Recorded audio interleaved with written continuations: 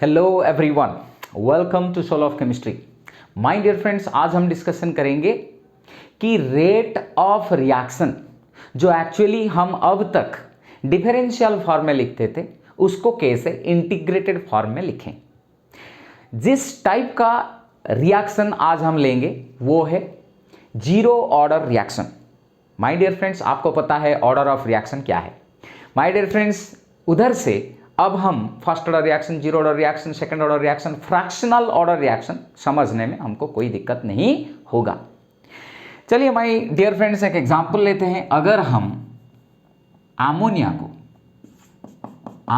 को प्लैटिनम के ऊपर डिकम्पोज करेंगे 800 केल्विन टेम्परेचर में, जो हमको नाइट्रोजन एंड हाइड्रोजन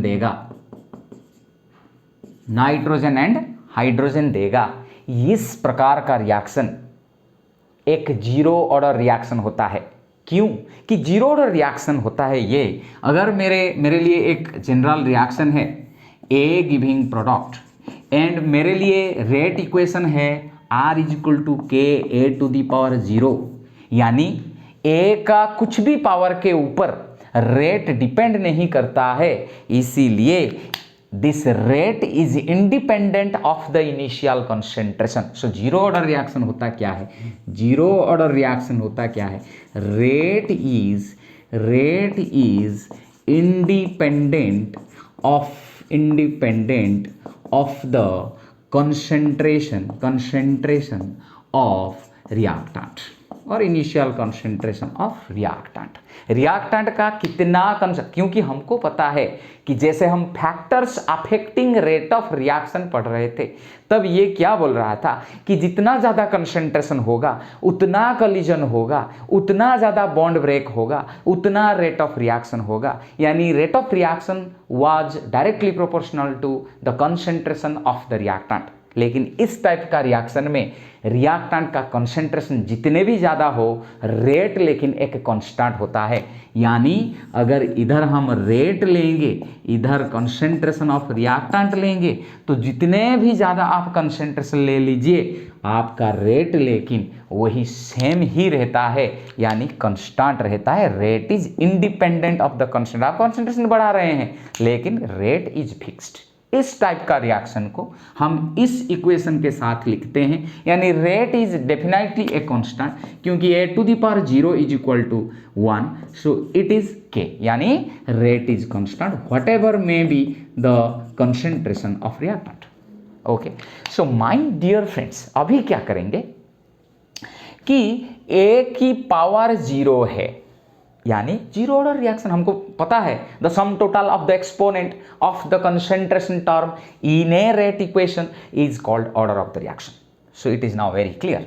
सिमिलरली हम एक और भी एग्जांपल ले सकते हैं। हाँ, मैं ये बोल दूं, क्यों प्लैटिनम के ऊपर अमोनिया को डिकम्पोज करने में इसको हम जीरो ऑर्डर रिएक्शन कहते हैं? वो इसीलिए कि माय डियर फ्रेंड्स, प्लैटिनम का सरफेस जो है, इस प्लैटिनम के ऊपर ही जब अमोनिया आके ऑब्जर्व होता है, तो ये ऑब्जर्वेशन के बाद ही रिएक्शन होता है।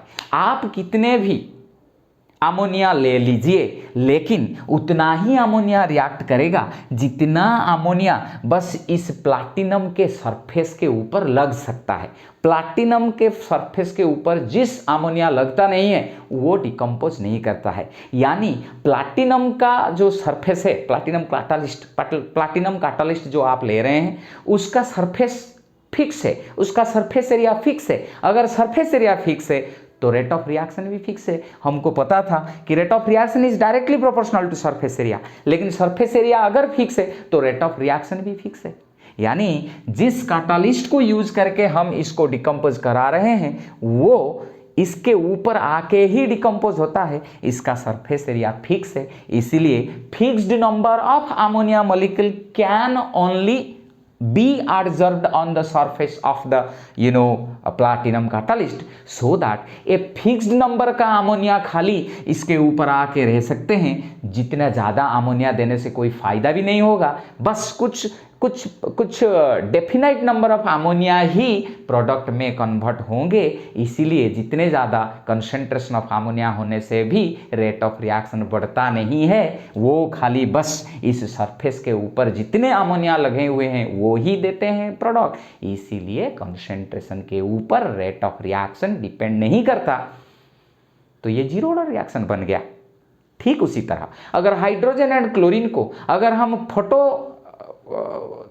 दैट मीन्स फोटोलाइटिक रिएक्शन में ऐड करेंगे, हाइड्रोजन एंड क्लोरीन जब रिएक्ट करेंगे तो HCl बनेगा। ये अभी क्या होगा, ये H2 एंड Cl2 कैसे रिएक्ट करेंगे, कितने फोटॉन्स आके हीट करते हैं हाइड्रोजन एंड क्लोरीन के ऊपर, बस उतने ही हाइड्रोजन क्लोरीन रिएक्ट करेंगे। आप जितने भी हाइड्रोजन एंड क्लोरीन ले लीजिए तब हमको प्रोडक्ट नहीं मिल सकता।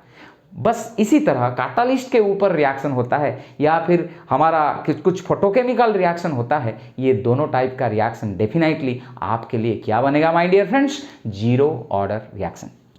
तो अभी क्या करेंगे माय डियर फ्रेंड्स कि इसका रेट इक्वेशन के ओर चलेंगे।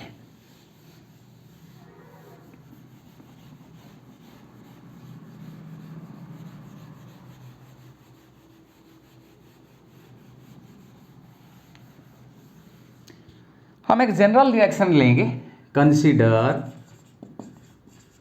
A general reaction. General reaction क्या वो है रे, ए गिविंग प्रोडक्ट। ऐसे एक रिएक्शन ले रहे हैं जिसका initial at T is equal to zero, at T is equal to zero यानी at time T is equal to zero, यानी इनिशियली जब रिएक्शन हुआ नहीं था।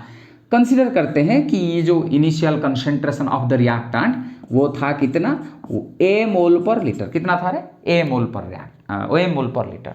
माय डियर फ्रेंड्स, रिएक्शन शुरू नहीं हुआ था, इसलिए प्रोडक्ट का कंसंट्रेशन कितना होगा उस टाइम पे, T equal to zero time पे प्रोडक्ट का कंसंट्रेशन होगा जीरो।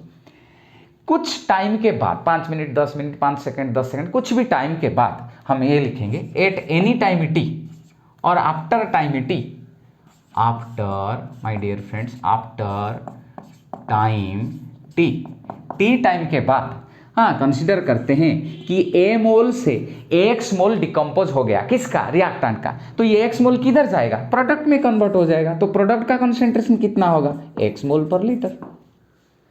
ठीक है, अभी हम इंटीग्रेटेड रेट इक्वेशन की ओर कैसे चलेंगे। पहले तो ये जीरो ऑर्डर रिएक्शन है, so we can write now R is equal to K A to the power zero, यानी ओनली के यानी कांस्टेंट। ठीक है, फिर हम क्या लिख रहे थे कि जब इंस्टेंटेनियस रेट ऑफ रिएक्शन आ रहा था, limit delta T tends to zero minus delta A concentration by delta T is equal to minus D A concentration by D T. तो हम लिख रहे थे इस टाइप का रिएक्शन का जो रेट होता था इंस्टेंटेनियस रेट ऑफ रिएक्शन वो होता था minus D A concentration by D T, यानी rate of change of concentration पर यूनिट टाइम, इस टाइप का रिएक्शन के लिए। तो ये हमारे लिए कितना होगा माय डियर फ्रेंड्स, ए का कंसंट्रेशन, इसको तो हम ले नहीं सकते क्योंकि ए मोल पर लीटर, ये जो कंसंट्रेशन इनिशियल कंसंट्रेशन है इसको तो हम ले नहीं सकते। क्यों, क्योंकि ये कांस्टेंट है, इसका कंसंट्रेशन चेंज नहीं होता। तो जब कंसंट्रेशन चेंज होने लगता है तब हम इसको यूज कर सकते हैं, यानी हम जब ए का कंसंट्रेशन कंसीडर करेंगे तब चेंज होने वाला जो कंसंट्रेशन है इसको लेंगे, यानी माइनस डी, ए का कंसंट्रेशन कितना है, A minus X by D T. ये होता था हमारे लिए इंस्टेंटेनियस रेट ऑफ रिएक्शन। वही रेट किसके साथ सेम है, के साथ सेम है, लिख देंगे के। ठीक है, तो माय डियर फ्रेंड्स अभी क्या करेंगे कि इसको थोड़ा एक्सपांड कर लेंगे, ये बन जाएगा D A by D T minus minus plus D X by D T is equal to K. Constant का डेरिवेटिव हमेशा जीरो होता है, ये बन गया आपका कितना, जीरो। तो हमारे लिए अभी फाइनल आ गया क्या my dear friends, D X by D T is equal to K. ठीक है, तो D X by D T is equal to K. तब हम क्या करेंगे माय डियर फ्रेंड्स, इसको, ये तो हमारा डिफरेंशियल फॉर्म अब तक है, अभी इसको इंटीग्रेशन करेंगे तो हमको इंटीग्रेटेड फॉर्म मिलेगा।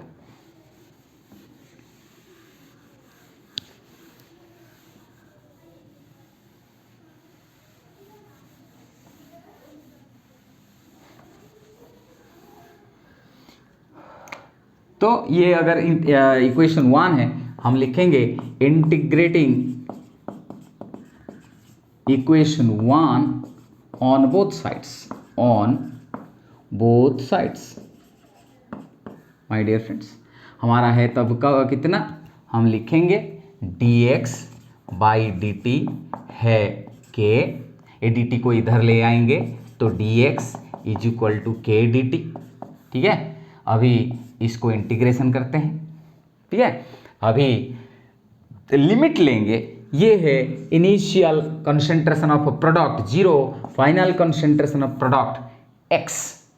ठीक है, और फिर जितना जितना जितना डिकम्पोज हो रहा है, पहले कुछ डिकम्पोज हुआ नहीं था, टाइम t तक कितना डिकम्पोज हो गया था x, so limit should be 0 to x and time 0 से t।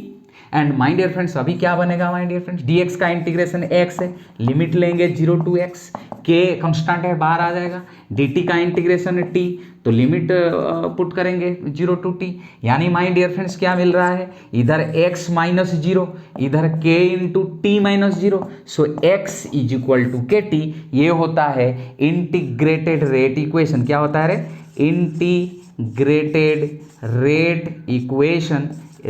Equation for zero order reaction, right my friend.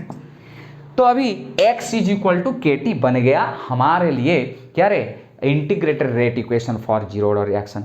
अभी हम क्या कर सकते हैं माय डियर फ्रेंड, इसको लेके आगे बढ़ सकते हैं हाफ लाइफ के ओर। हाँ, ये अब ऐसे भी कह सकते हैं कि हमारे लिए इक्वेशन था ए गिविंग प्रोडक्ट, अगर time t is equal to 0 में, at t is equal to 0 में इनिशियल कंसेंट्रेशन हम लिखेंगे ए नॉट, यानी concentration of A at time t is equal to 0, so तब प्रोडक्ट का कंसेंट्रेशन है 0।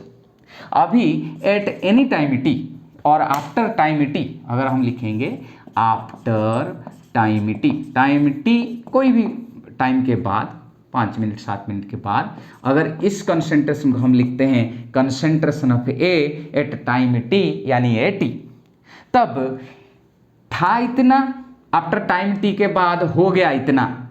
इसका मतलब जो x है, इधर x कितना है my dear friend, x is amount consumed, amount कितना, किसका, amount of reactant consumed, amount of reactant consumed. ठीक है, अमाउंट ऑफ रिएक्टेंट कंज्यूम्ड क्या है, कितना था कितना हो गया है, कितना था माइनस कितना हो गया, तो ये हमको गिव करेगा A not minus A T, right. ये x is nothing but A not minus A T, कितना था कितना हो गया, इसको सब्ट्रैक्ट करते हैं तो हमको मिलता है x। तो फाइनली हमको मिलता है ए नॉट माइनस ए टी, यानी ये बनता है x एंड ये x किसके साथ सेम था, is equal to K T. ये इक्वेशन को भी हम आगे यूज करेंगे। ठीक है, तो अभी ये ए नॉट क्या है रे, ए नॉट है हमारे लिए इनिशियल कॉन्सेंट्रेशन, ये है कॉन्सेंट्रेशन आफ्टर टाइम टी। ठीक है, तो इसको मैं इरेज कर लेता हूं। अभी हम क्या करेंगे, अगर x एंड t को लेके हम ग्राफ करेंगे, ये y is equal to M X plus 0 यानी y इंटरसेप्ट। अगर आपको स्ट्रेट लाइन के बाद स्ट्रेट लाइन का इक्वेशन के बारे में पता है तो कोई दिक्कत नहीं होगा, नहीं तो आप थोड़ा उसको ज्ञान कर लेना। अभी हम क्या करेंगे, इधर लेंगे x, इधर लेंगे t, हमारे लिए इक्वेशन है x is equal to K T, यानी के टी प्लस 0, ये बनता है c यानी कांस्टेंट, ये बन गया हमारे लिए प्लस एम एक्स, ये बन गया x, यानी हमको ये जो इधर ये बन गया हमारे लिए y। तो x के जगह हम y लिखते हैं, y वर्सेस x का ग्राफ करना है, ये बनता है y is equal to M X plus C के जैसा स्ट्रेट लाइन का ग्राफ, तो x वर्सेस t ग्राफ करेंगे, इधर c 0 है यानी y के ऊपर कोई कट नहीं रहेगा, तो ये ओरिजिन से जाएगा जब सी 0 होता है, एंड टी का टाइम के हिसाब से ज़्यादा कंसंट्रेशन ऑफ ए यानी कंसंट्रेशन ऑफ रिएक्टेंट खर्चा हो जा रहा है, वो है एक्स, कितना टाइम कितना अमाउंट का रिएक्टेंट खर्चा हो रहा है, डिकम्पोज कर रहा है, वो ही होता है एक्स। टाइम के हिसाब से ज़्यादा डिकम्पोज करता है रिएक्टेंट, इसीलिए टाइम बढ़ेगा तो एक्स बढ़ेगा, यानी इसको लेके हम ऐसे ग्राफ कर सकते हैं। ये बनता है एक्स एंड टी का ग्राफ, ठीक है। और फिर क्या लिख सकते हैं, अगर इसको लेंगे, ये इनिशियल कंसंट्रेशन ये कांस्टेंट है, ये टाइम के हिसाब से कम होता जाएगा, ये KT है। अगर हम क्या करेंगे, AT को राइट को ले लेंगे, KT लेफ्ट ले आएंगे, तो ये अगर इक्वेशन 2 है, हम क्या करेंगे, हाँ, इक्वेशन 2 किसके बाद में क्या लिख रहा हूँ इस ठीक उसके हिसाब से आपको लिखना है, ठीक है। इक्वेशन 2 बिकम्स, क्या होता है इक्वेशन 2 हमारे लिए क्या होता है my dear friends, let me change the marker so that will be clearly visible. KT को इधर लाएंगे तो हमारे लिए AT जो -80 है वो राइट को जाएगा तो प्लस हो जाएगा, AT equal to KT plus था, यहाँ आ जाएगा तो -KT प्लस क्या बन जाएगा A0, ठीक है माय डियर फ्रेंड्स। अभी इसको हम लेंगे y, ये बन जाएगा -mx यानी नेगेटिव स्लोप का ग्राफ, ये हो गया c। तो अगर हम y वर्सेस x यानी AT वर्सेस t का इसको और इसको लेके ग्राफ करेंगे, अभी क्या है माय डियर फ्रेंड्स, इधर लेंगे क्या, concentration of reactant after any time t versus t यानी टाइम के हिसाब से AT क्या है, कम होता जाता है। इसका मतलब क्या है, ये किधर से हमको पता चलता है, -mx से। -m यानी नेगेटिव स्लोप का ग्राफ कैसे होता है, ऐसे होता है, ठीक है ना। नेगेटिव स्लोप का ग्राफ कैसे होता है, ऐसे होता है। तो तब हम क्या करेंगे माय डियर फ्रेंड्स, अभी AT कुछ टाइम 0 से हम अगर शुरू करेंगे, जितने टाइम आगे बढ़ता जाएगा AT कम होता जाएगा, यानी इधर स्लोप कितना है इस इक्वेशन का, -m या फिर -k, ठीक है। AT वर्सेस T का ग्राफ ऐसे रहेगा। और रेट वर्सेस कंसंट्रेशन कैसे कांस्टेंट ग्राफ हो रहा था, इसको मैं ड्रॉ कर चुका हूं। अभी हम हाफ लाइफ की ओर चलेंगे।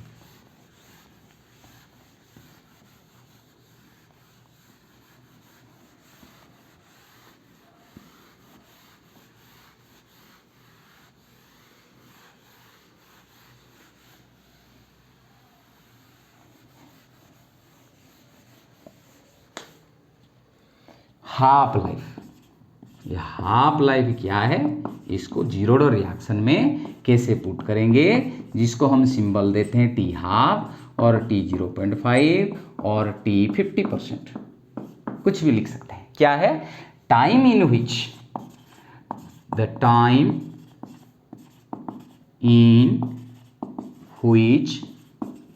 Half of the initial concentration is reacted, जितना इनिशियल कंसंट्रेशन होता है रिएक्टेंट का वो रिएक्ट करता है, half of the initial concentration reacted is called the half life or half life period. Half of the initial concentration मतलब हमारे लिए क्या था equation, x is equal to KT। X क्या है, अमाउंट ऑफ रिएक्टेंट कंज्यूम्ड, ठीक है। तो जितना कंज्यूम होगा, हम बोलते हैं ये जो हाफ लाइफ पीरियड में क्या होता है कि इनिशियल कंसंट्रेशन से उसका हाफ करने में जितना टाइम लगता है वो टाइम होता है हाफ लाइफ। मतलब A से A/2 रहेगा, यानी कितना डिकम्पोज हो गया, वही A/2, क्योंकि A माइनस A/2 होगा तो जाके हमको मिलेगा A/2। यानी हम आफ्टर टाइम T लिखे थे, आफ्टर टाइम T A-x, ठीक है ना। वही A इस x के जगह, मतलब जितना डिकम्पोज हो रहा है, कितना डिकम्पोज होगा, आधा ही डिकम्पोज होगा। क्यों, क्योंकि आधा ही डिकम्पोज होगा तो आधा ही रहेगा, यानी x के जगह अगर A/2 डालेंगे तो जाके A/2 मिलेगा। प्रोडक्ट का कंसंट्रेशन इधर प्रोडक्ट का कंसंट्रेशन A/2 होने में रिएक्टेंट का कंसेंट्रेशन हाफ रिड्यूस हो जाना चाहिए। इसीलिए हम लिखते हैं a माइनस एक्स, यानी a minus A by two, यानी x के जगह कितना a बाई टू। तो अभी हम जितना डिकम्पोज हो रहा है वो होता है a by two is equal to k, यानी कब a बाई टू हो रहा है, जब टाइम कितना है t हाफ है, यानी k इंटू टी जो है वो t को अगर t हाफ डालेंगे तो ये x कितना आएगा a बाई टू। अगर a से a बाई टू होने में जितना टाइम लगता है t हाफ है, इस t हाफ में जितना अमाउंट का रिएक्टेंट डिकम्पोज होगा वह कितना है, इनिशियल कंसंट्रेशन का आधा है। ये x के जगह a बाई टू डाल रहे हैं, ये बन गया k, t के जगह t हाफ, यानी हमारे लिए k बन जाएगा और फिर t हाफ बन जाएगा हमारे लिए, t हाफ इधर रखेंगे k इधर ले आएंगे तो बन जाएगा a बाई टू k। ठीक है, ये बनता है हमारे लिए नेक्स्ट इक्वेशन। अभी इसको कैसे ड्रा करेंगे, पहले बात क्या कंक्लूजन मिल रहा है कि T half of a zero order reaction is directly proportional to the initial concentration. जब हम फर्स्ट ऑर्डर रिएक्शन में देखेंगे इंडिपेंडेंट हो जाएगा, जितने ज़्यादा कंसंट्रेशन से भी आप हाफ करेंगे वही सेम टाइम लगेगा, किधर फर्स्ट ऑर्डर रिएक्शन में। लेकिन जीरो ऑर्डर रिएक्शन में जितने ज़्यादा कंसंट्रेशन से आधा करेंगे उतना ज़्यादा टाइम लगेगा। ये रिफ्लेक्ट हो रहा है इस इक्वेशन से, T half is directly proportional to A. Implies क्या है रे, T half is directly proportional to A, यानी अगर हम लेंगे इधर इनिशियल कंसंट्रेशन कुछ भी, अगर ए नॉट लिखेंगे यानी concentration of A at time T is equal to zero, और फिर इसको अगर ऐसे लिखेंगे इनिशियल कंसंट्रेशन कुछ भी आप ले रहे हैं तो टी हाफ क्या होगा, टी हाफ बढ़ता जाएगा, यानी जितने ज़्यादा इनिशियल कंसंट्रेशन उतना ज़्यादा टी हाफ। इस इक्वेशन को अगर हम ग्राफ करेंगे, अभी हम जीरो ऑर्डर रिएक्शन के बारे में अच्छे तरह से डिस्कशन कर लिए। अगर आपको कोई भी डाउट हो आप हमको ग्रुप में पूछ सकते हैं। Thank you so much, keep supporting me, bye bye.